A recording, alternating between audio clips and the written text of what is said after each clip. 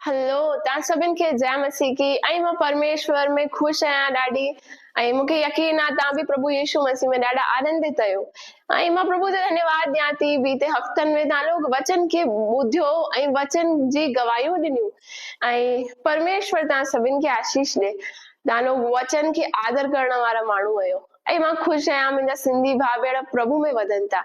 ऐं बीते हफ़्ते में माण्हू गवाही बि ॾिनी कि सिर्फ़ सिंधी लैंग्वेज ही न, लेकिन सिंधी लैंग्वेज के हिंदी वारा माण्हू बि समझी करे वचन खे समझी करे प्रभु हुननि सां बि ॻाल्हाए थो ऐं प्रभु हुननि जे जीवन में बि कमु करे थो। मुंहिंजे लाइ ॾाढो शॉकिंग हो, पर परमेश्वर जो कमु केरु नथो रोके सघे, केरु नथो रोके सघे। आमेन। प्रभु जो धन्यवाद। घणनि माण्हुनि वचन खे ॿुधी करे वचन जो आदर कयो आहे। आमेन। ऐं तव्हां लोगनि खे ख़बर आहे हमेशा वचन स्टार्ट करण खां पहिरीं मां कोई कहाणी ॿुधाईंदी आहियां, कुझु गवाही ॿुधाईंदी आहियां। बीते हफ़्ते में मां इन विषय में सोचा पई कि परमेश्वर जो वचन चईंदो आहे कि असांजो हर एक अंग ॾाढो कीमती आहे।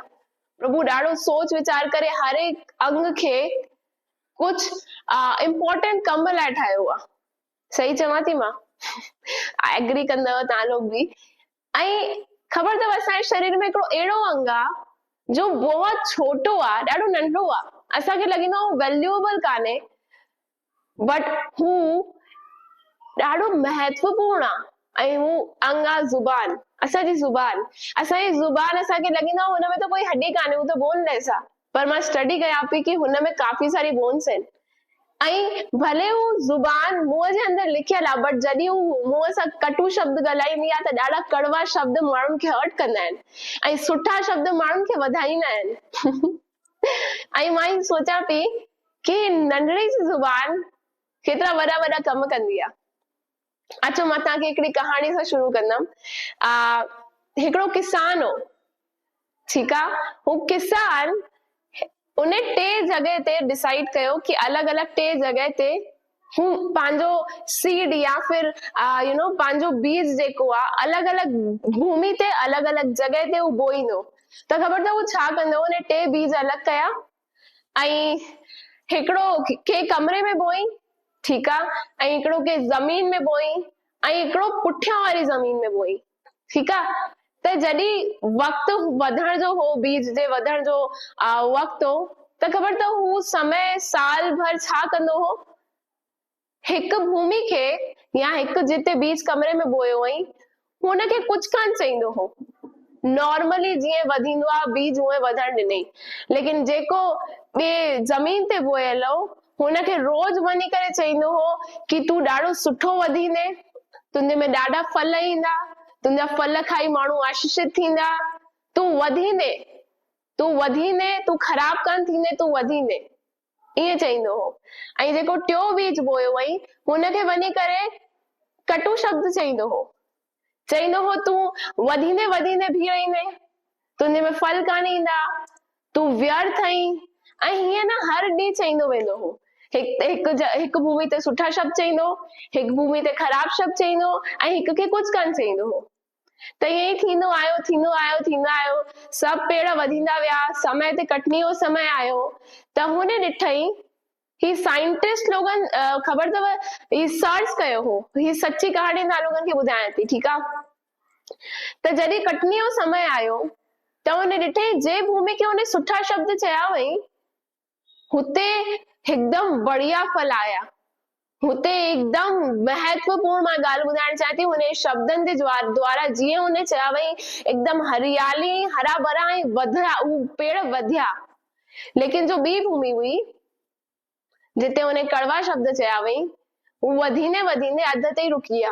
हुनमें कोई फल कान आया, लेकिन कटीली झाड़ू अची वयूं। ऐं जेके टी भूमि जंहिंमें हुन कुझु शब्द कान चया वई हू नॉर्मली सिर्फ़ हरियाली हरियाली हरियाली आई, हुनमें कोई फल कान आया, सिर्फ़ फल कान आया, सिर्फ़ वधींदो वियो, फल कान आयो। मां चवण छा चाहियां थी, हाणे ॿुधायो किसान जे लाइ महत्वपूर्ण भूमि कहिड़ी हूंदी जिते हुन सुठा शब्द चया हुआ, छो जी हू हुनखे रिज़ल्ट ॾींदी, हू विकिणे करे हुन मां कुझु अर्न करे पाईंदो, कमाए पाईंदो, हुन लाइ हू महत्वपूर्ण भूमि आहे। ऐं आख़िरी में मां तव्हांखे ई ॿुधाइण चाहियां थी जे भूमि खे हुन सुठा शब्द चया हुन भूमि में हुन सुठा कम ॾिठा। मां तव्हांखे अॼु छा थी ॿुधाइण चाहियां प्रियो, मां तव्हांखे अॼु ही थी ॿुधाइण चाहियां कि तव्हांजी ज़ुबान ॾाढो कुछ करे सघे थी जॾहिं कि हू ॾाढी नंढी आहे। बाइबल में नीति वचन 12 जी 18 आयत में लिखियल आहे कि बुद्धिमान जॾहिं ज़ुबान सां शब्द चईंदो आहे त माण्हू चंगा थी वेंदा आहिनि, ऐं जॾहिं मूर्ख कुछ शब्द चईंदो आहे त माण्हू दुखी थी वेंदा आहिनि। बुद्धिमान जे चइण सां माण्हू चंगा थी वेंदा आहिनि। ठीकु आहे, अॻियां वेंदासीं। ख़बर अथव मां तव्हांखे हिते ॿुधाइण चाहियां, कई बार असां इमोशंस में हूंदा आहियूं, असां कुछ फील कंदा आहियूं, असां गुस्से में आहियूं, वॉट एवर, असां भुलिजी वेंदा आहियूं कि परमेश्वर असांखे ज़ुबान ॾिनी आहे, असांखे सही जॻह ते यूटिलाइज़ करणो आहे। प्रियो, अगरि तव्हांजो बिज़नेस हेठि मथे थिए थो, अगरि तव्हांखे कोई आशा नथी ॾिसण अचे, पंहिंजी आशा न खोयो। अॼु मां तव्हांखे एनकरेज करणु चाहियां थी, पंहिंजी ज़ुबान जो सही जॻह ते इस्तेमालु कयो। तव्हां लोग ग़लति ॻाल्हाईंदव, थी सघे थो तव्हां लोग ग़लति ॾिसो। असां ॾाढे सारे माण्हुनि जी गवाही ॿुधींदा आहियूं, उन्हनि ग़लति ॻाल्हायो आहे त ग़लति ॾिसनि था, बीमारी ॾिसनि था।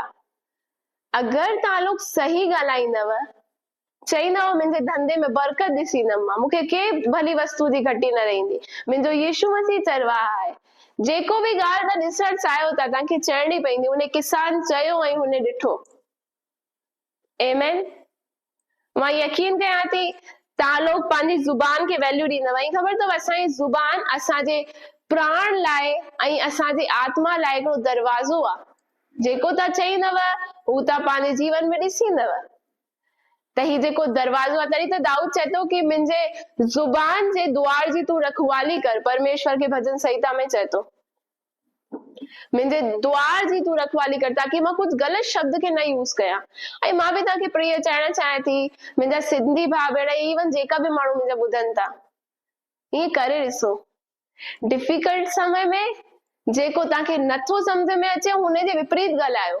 मतलब जेको तव्हांखे लॻे थो कि अरे मुंहिंजे किचन में त ही सामान कान्हे, अरे मुंहिंजे गले में त पैसो ई कान्हे, अरे मूंखे त लोन भरणो आहे, अरे मूंखे त EMI भरणी आहे, अरे मुंहिंजे ॿारनि जी फीस करणी आहे, ही सभु नथो ॾिसण अचे, हिन विपरीत ॻाल्हायो। मुंहिंजे ॿारनि जी फीस भरजी वई, मुंहिंजे रंधिणे में सभु कुझु आहे, मुंहिंजे बिज़नेस में सभु कुझु आहे, हुन विपरीत ॻाल्हायो, पॉज़िटिव ॻाल्हायो, ऐं तव्हां वही ॾिसींदव। प्रियो, मुंहिंजे जीवन में ईअं ई थियो आहे। कई बार जॾहिं कुछ शइ ॾिसण न ईंदी आहे, मां पसंदि कंदी आहियां हू शइ ॻाल्हायां जेको पॉज़िटिव आहे, जेको परमेश्वर जी ओर सां आहे। अहिड़ी शयूं ॻाल्हाइण सां, असां नेगेटिव ॻाल्हाइण सां छा ॾिसींदासीं? कुछ बि कान ॾिसींदासीं ऐं डिस्करेज थी वेंदासीं। असांजे अंदरि कोई आशा न रहंदी। लेकिन वचन चए थो कि तव्हां यदि सुठी ॻाल्हियूं ॻाल्हाईंदा आहियो त बुद्धिमान जे समान आहियो। ऐं ख़बर अथव वचन में ॾाढी सारी आयतूं आहिनि, मां तव्हांखे वठी वेंदमि। असांखे कहिड़ा वचन ॻाल्हाइणा खपनि? कुलूसियो जी पत्री में 4:6 में ईअं लिखियल आहे कि असांखे अनुग्रह सां भरियल वचन ॻाल्हाइणा खपनि, जेका दूसरे माण्हुनि खे उन्नति ॾे। मतलब छा आहे? कई बार असां गुस्से में साम्हूं वारे माण्हू खे ठेस पहुचाए छॾींदा आहियूं, हर्ट करे छॾींदा आहियूं पंहिंजे सिर्फ़ ज़ुबान जे वर्ड सां। मां तव्हांखे चवणु चाहियां थी, ध्यानु ॾियो प्रियो कि तव्हां छा था ॻाल्हायो, कीअं था ॻाल्हायो, कॾहिं था ॻाल्हायो। ध्यानु ॾियो कि तव्हांजी ज़ुबान सां तव्हां सुठा शब्द ॻाल्हायो, ताकि परमेश्वर जे वचन खे महिमा मिले, परमेश्वर तव्हांजे जीवन मां वधींदो वञे। आमेन। ठीक आहे। नीति वचन 15:28 में ईअं लिखियल आहे कि धर्मी जॾहिं मूं सां ॻाल्हाईंदो आहे त हू सोचे करे ॻाल्हाईंदो आहे, परंतु जॾहिं मूर्ख ॻाल्हाईंदो आहे त हू दुष्टता जी ॻाल्हियूं ॻाल्हाईंदो आहे। अगर तव्हां लोग धर्मी माण्हू आहियो न, त हर बारी जॾहिं कुछ गरम डिस्कशन थिए तो, या फिर जॾहिं शैतान तव्हांजे मन में बहुत सारी ॻाल्हियूं ॾे तो, या फिर तव्हां लोगन खे कुछ सम्झ में नथो अचे, तव्हां लोगन जो माइंड डिस्ट्रैक्ट थी तो वञे सिचुएशन ॾिसी करे, त ध्यानु ॾिजो। तव्हांजी ज़ुबान खे शैतान कई बार इस्तेमाल कंदो, पर तव्हांखे वचन खे चइणो आहे, तव्हांखे पॉजिटिव ॻाल्हियूं ॻाल्हाइणी आहिनि। छो जी तव्हांजो वचन चइण बहुत बहुमूल्य आहे। तव्हां पॉजिटिव ॻाल्हियूं ॻाल्हाईंदव, तव्हां वचन जे अनुसार पॉजिटिव शइ ॾिसींदव। हालेलुया। मां यकीन कयां थी तव्हां ॿुधो था इन वचन खे ईअं ई कंदव। अगर तव्हां बुद्धिमान आहियो, अगर तव्हां धर्मी आहियो, त तव्हांजो कर्तव्य आहे कि तव्हां पंहिंजे मुंहं खे कंट्रोल कयो, तव्हां पंहिंजी ज़ुबान खे वही ॾिसो, वही ॻाल्हायो जो था ॾिसण चाहियो था। आमेन। ॾाढी सारी आयतूं आहिनि, पर मां तव्हांखे ईअं चवणु चाहियां थी कि यीशु मसीह बि जॾहिं हिन संसार में सेवा कई, घणनि माण्हुनि यीशु मसीह विपरीत ॻाल्हायो, घणनि माण्हुनि खे यीशु मसीह सम्झ में न ईंदो हो, अगेंस्ट ॻाल्हायो यीशु मसीह, लेकिन हू कॾहिं बि नेगेटिव कोन ॻाल्हाईंदो हो। हू यही चईंदो हो मां भेजो वियो आहियां, मां पिता जो कमु करण आयो आहियां। ऐं प्रिय ही ध्यानु रखजो, तव्हां बि ईअं ई कान आया आहियो, तव्हां चुना विया आहियो, तव्हां भेजा विया आहियो, तव्हां बि हिते पिता जे कम लाइ आया आहियो। त हू ॻाल्हायो जीअं पिता चाहे थो, हू चओ जीअं तव्हां ॾिसण चाहियो था, ऐं वही शयूं तव्हांजे लाइ थींदी वेंदियूं। आख़िरी में मां तव्हांखे चवणु चाहींदमि, कीअं जॾहिं क्रोध अचे या तव्हां लोगनि खे सम्झ में न अचे, पंहिंजी ज़ुबान खे कीअं कंट्रोल करे सघो था, वचन जे द्वारा। तव्हां लोग मूंसां गॾु आयत निकारे सघो था, याकूब जी पत्री हुन जे 1 अध्याय जे 19 में ईअं लिखियल आहे। तव्हां लोग पंहिंजी बाइबल में निकारियो, असां गॾु पढ़ींदासीं, ठीकु आहे। हुन में हीअं लिखियल आहे कि जॾहिं तव्हां लोगनि खे कुझु सम्झ में न अचे त मां तव्हांखे सजेशन ॾींदमि कि तॾहिं तव्हां ॿुधण में तेज ऐं ॻाल्हाइण में धीरे रहो, ऐं क्रोध करण में हिकदम शांत रहो। हिंदी में ये लिखियल है कि मनुष्य सुनने के लिए तत्पर, बोलने में धीरे और क्रोध में धीमा हो। मां तव्हांखे चवणु चाहियां थी, ॿुधण जे लाइ हमेशा तत्पर रहो ऐं क्रोध करण में एकदम शांत। आमेन। ऐं ॻाल्हाइण जा शब्दनि ॻाल्हाइण खां पहिरीं घणेई बार सोचो कि परमेश्वर मूंखे हिन वक़्तु छा ॻाल्हाइण लाइ चए थो। ईअं कान्हे कि मां बसि तव्हां लोगनि खे चवां थी, मां कुझु कान कंदी हूंदमि। कई बार जॾहिं मूंखे बि सम्झ में कान ईंदो आहे, मां प्रभु खे चईंदी आहियां, यीशु मसीह अगरि तव्हां मुंहिंजी जॻह ते हुजो आ त तव्हां छा चओ आहे, मूंखे सेखारियो कि मां हिन वक़्तु हू चवां जेको तव्हां चओ था।